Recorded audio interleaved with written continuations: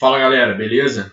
Aqui quem está falando é o professor Renato e na aula de hoje nós vamos começar a falar um pouquinho mais especificamente sobre a América que a gente chama de América Anglo-Saxônica.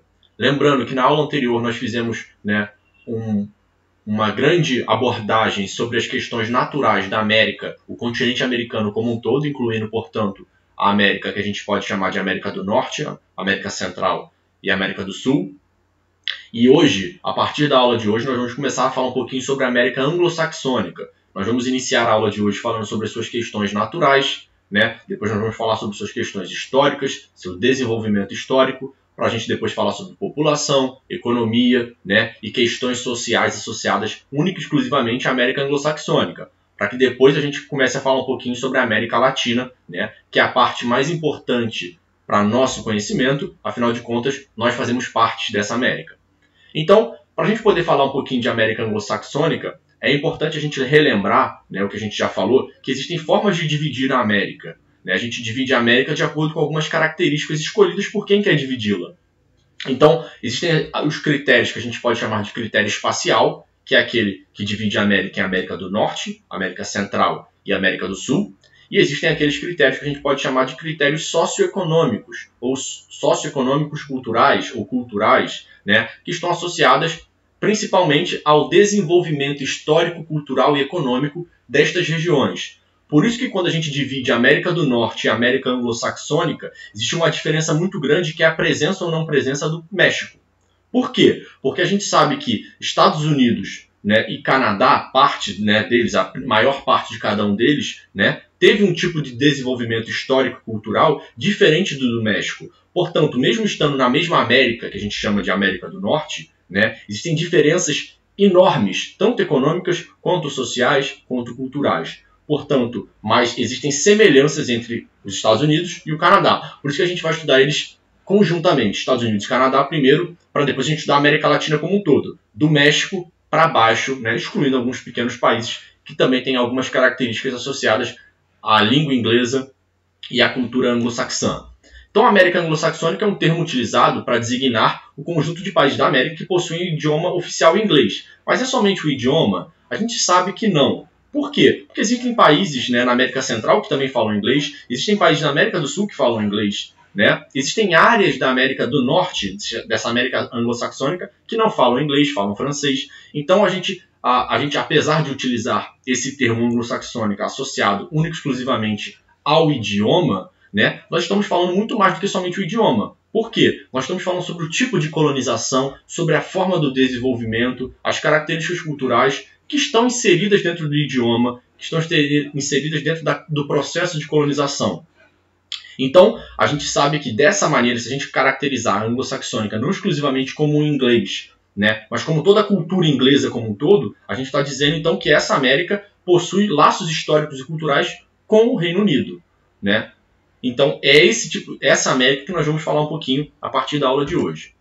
Então, a gente sabe que, a gente já falou, nós temos essa América está localizada dentro do cenário regional da América do Norte, mas a gente exclui o México porque as características culturais do México são completamente distintas das características culturais, sociais e econômicas dos Estados Unidos e do Canadá.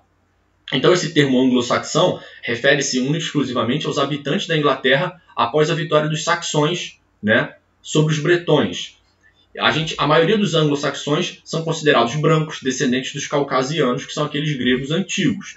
Então, se a gente colocar aí nessa América do Norte, que a gente está querendo dizer quem são os que falam línguas anglo-saxãs, nós temos vários países na América. Nós temos na América do Norte alguns, nós temos na América Central, nós temos na América do Sul.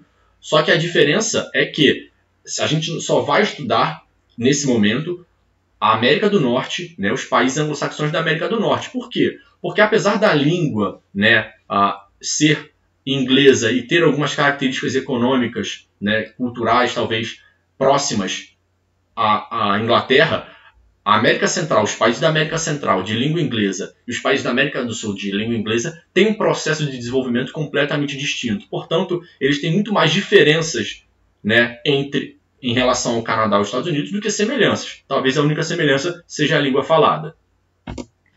Então, a gente já falou da divisão cultural, né? Essa divisão cultural que nos interessa está associada única e exclusivamente a um tipo de colonização que a gente vai falar mais especificamente na próxima aula, né? O que a gente chama de colonização de povoamento, né? Apesar da gente saber que dentro dos Estados Unidos, né, também houve colônias que a gente pode chamar de exploração, muito semelhantes, né, às colônias que aconteceram na América Latina como um todo, né? Colônias associadas ao processo de produção, né, em grande escala para venda para a Europa, venda para outros locais, com utilização de mão de obra escrava e assim por diante. Mas a maior característica desses países está associada a uma região, né, onde houve uma colonização que a gente chama de colonização de povoamento, né, onde o processo de desenvolvimento econômico se deu de forma diferenciada, o que evidencia, talvez, e é parte da questão que diferencia o desenvolvimento desses lugares.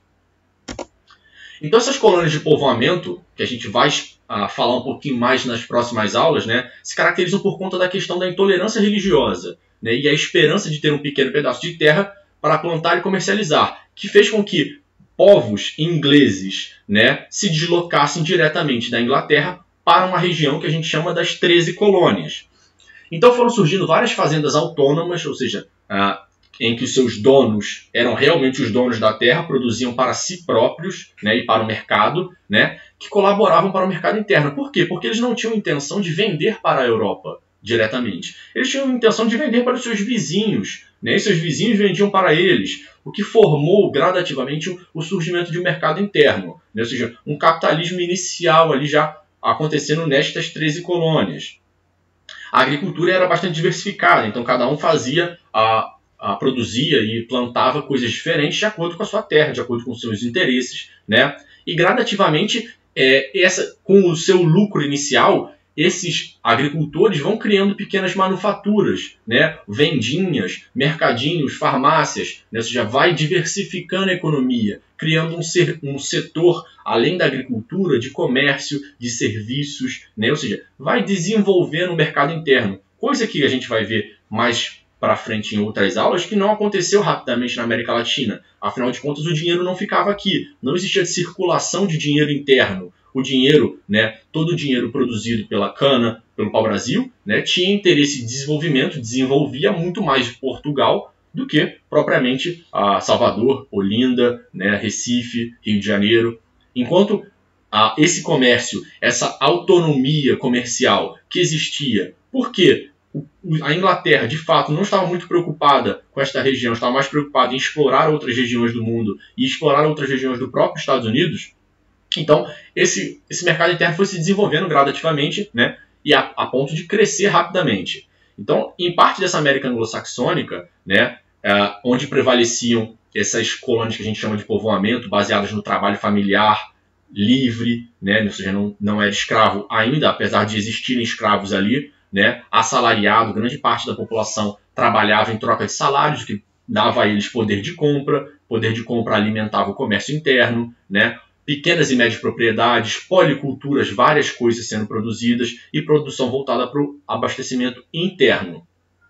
Essa colonização e o povoamento dessas colônias geraram muito lucro, né, para os colonizadores, que aproveitaram para fazer a expansão dos territórios para os seus colonos, ou seja, essas terras iam crescendo, né, iam se expandindo rumo ao oeste. Assim foram estabelecendo novas políticas administrativas, tratados coloniais que posteriormente acarretaram na emancipação das mesmas, até chegar na independência, mas a gente vai falar isso mais na frente, em outra aula. Então, para a gente falar um pouquinho do tema principal dessa América, que a gente quer falar aqui, são as questões naturais, né? A gente só fez uma diferenciação, né, do que seria a América, mas a gente vai voltar nisso, né, quando a gente for falar do desenvolvimento histórico dessa América.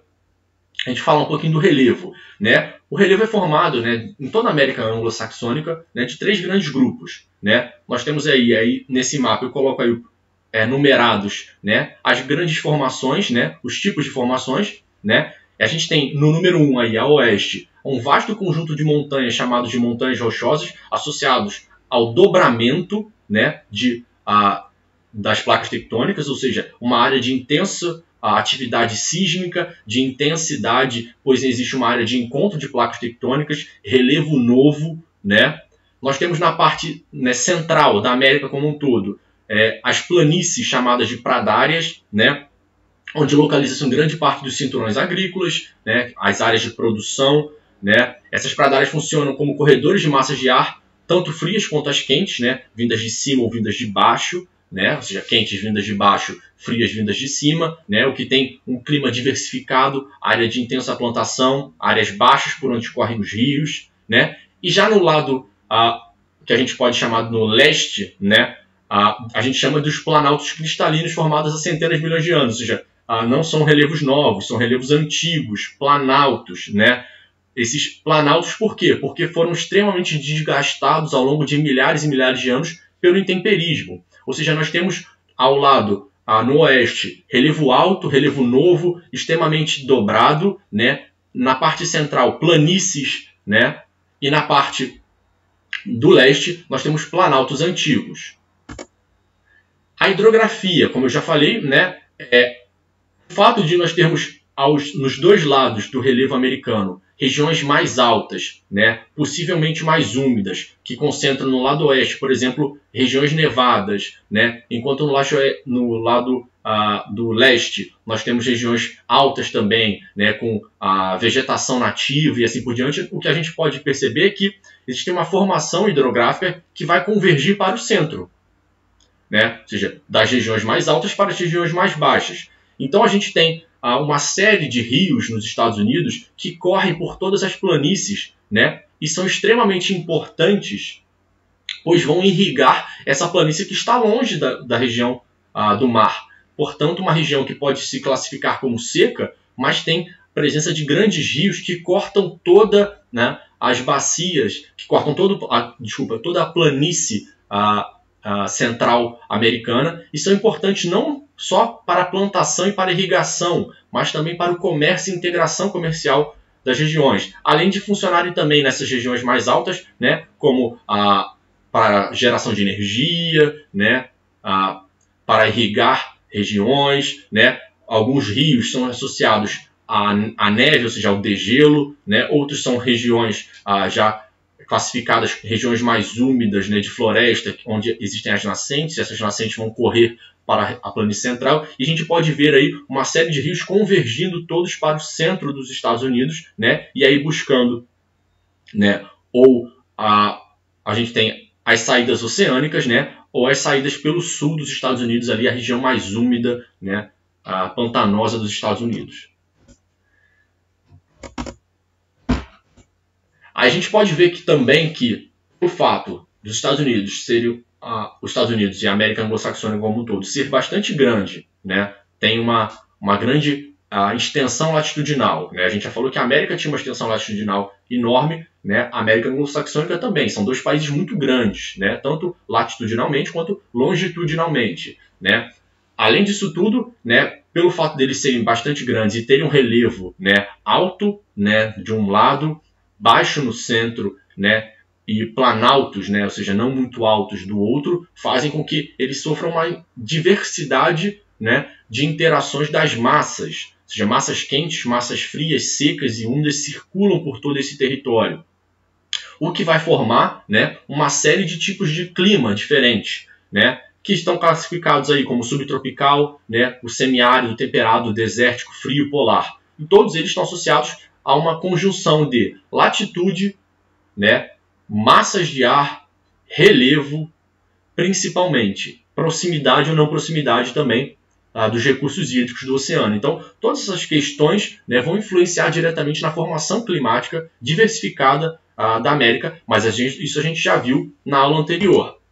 Então, quando a gente já viu, esses fatores é importante da gente lembrar. Primeira coisa, a latitude. Como a gente pode ver nessa imagem aqui, os fatores principais, né, a gente coloca aí latitude, relevo e altitude, as correntes, continentalidade e as massas de ar. Todos esses processos juntos diversificam o clima. E o primeiro deles, como eu já disse, a latitude. A gente pode ver aí nessa imagem uma extensão latitudinal, né, bastante considerável, que vai impactar e diversificar a quantidade de insolação que cada uma dessas áreas recebe. Vai impactar, obviamente, também na própria mudança de temperatura entre as regiões. Outra questão importante são a altitude, as massas de ar, né, a continentalidade e a maritimidade. Todos esses processos juntos. Por quê? A direção dos ventos na América anglo-saxônica é determinada pela presença de elevações próximas à costa, principalmente nas montanhas rochosas, naqueles que a gente chamou de dobramentos modernos, e também no leste, nos Montes Apalaches, que são aqueles planaltos. Ou seja, a altura, né, e a formação desses relevos, eles vão impactar porque eles vão possibilitar ou impedir, né, os ventos, as massas quentes, frias, úmidas, secas, né, de circularem. Né? Eles vão canalizar para algumas regiões. E aí acaba formando uma espécie de corredor, né, na porção central do continente. Né? E esse corredor na porção central, né, é o que vai diversificar principalmente o clima, né, nessa região central, o que vai possibilitar também uma série de produções agrícolas. Outras coisas importantes também, que estão associadas ao clima, né, à transformação climática, são as correntes marítimas. Né? A gente sabe que no litoral noroeste dos Estados Unidos, né, e o oeste do Canadá, existe uma corrente quente do Pacífico que provoca chuvas intensas. No litoral sudeste, ou seja, na parte sudeste, mais aqui próxima à Flórida, né, uma corrente quente, a do Golfo, está associada ali à questão da linha do Equador, eleva a umidade do ar, a pluviosidade. Então, um clima mais subtropical, né, mais próximo do clima tropical que a gente tem aqui no Brasil. Na costa oeste e sudeste dos Estados Unidos, existe uma passagem da corrente fria da Califórnia, que torna o litoral semiárido. A costa nordeste é atingida por outra corrente fria, a do Labrador, que congela a superfície do oceano, dificultando a navegação litorânea. Então a gente tem uma série de correntes, né, que em determinadas épocas do ano têm maior força, né, principalmente associadas às estações do ano, né, a maior incidência ou não incidência de insolação, elas têm maior ou menor força, e elas circulando de diferentes formas, diferentes intensidades, modificam e diversificam o clima dentro da América anglo-saxônica. E a gente pode ver aí que a modificação e a transformação do clima tem impacto direto também nas formas vegetais. E além, assim como a gente vê uma série de tipos de climas na América anglo-saxônica, a gente também vê uma série e uma diferença muito grande dos tipos de vegetação. E a gente pode ver nessa imagem, nesse mapa, né, que nós temos uma série de tipos de vegetação, né, diferentes, associados, obviamente, principalmente ao clima, né, e à quantidade ou não quantidade de umidade nestas regiões. E aí nós temos, né, como a gente pode ver, a tundra. Né, a tundra é aquele tipo de vegetação que está associado mais exclusivamente aos climas polares, né? Ou seja, as vegetações são basicamente de plantas rasteiras, musgos e líquens, que aparecem mais, principalmente na época do degelo, né? Ou seja, no momento mais quente, né? Em que o gelo derrete, umidifica toda a região e possibilita o surgimento desse tipo de vegetação. Nós temos as florestas temperadas, que são as regiões de clima, um clima temperado, com verões quentes e invernos bastante rigorosos. As florestas temperadas são geralmente compostas por árvores caducifólias. Né? O que são árvores caducifólias? Aquelas que perdem as folhas durante o inverno para poder sobreviver ao próprio inverno. Né? Ou seja, elas ficam somente os galhos, né? As folhas caem, né? E elas possibilitam, e elas são decompostas e possibilitam a sobrevivência da árvore, né? Durante aquele período frio, né? Com menor luminosidade, mais quente, mais frio, né? Talvez com menor umidade, com menor presença de água no solo. Portanto, todo esse momento faz com que a planta sobreviva única e exclusivamente. Nós temos as estepes e as pradárias, que são as regiões de clima semiárido, né, com temperaturas elevadas e longos períodos de seca, na região mais central. Né, predominância de vegetação rasteira, como herbáceas, também muito utilizada para a plantação, né, porque essas regiões podem ser irrigadas artificialmente, né, e por serem nas regiões mais planas, mais centrais, né, possibilitam grandes quantidades, grandes extensões de plantação. Nós temos a vegetação desértica, na região ali próxima, logo atrás das montanhas rochosas, né, que são regiões muito secas, porque tem pouquíssima incidência de pluviosidade, ou seja, de chuva, porque a chuva não consegue ultrapassar as grandes montanhas, né, fica concentrada somente na parte oeste, né, principalmente o que a gente chama ali de Califórnia, e não consegue chegar naquela região semiárida que está logo atrás, né, das montanhas rochosas próximas à Califórnia.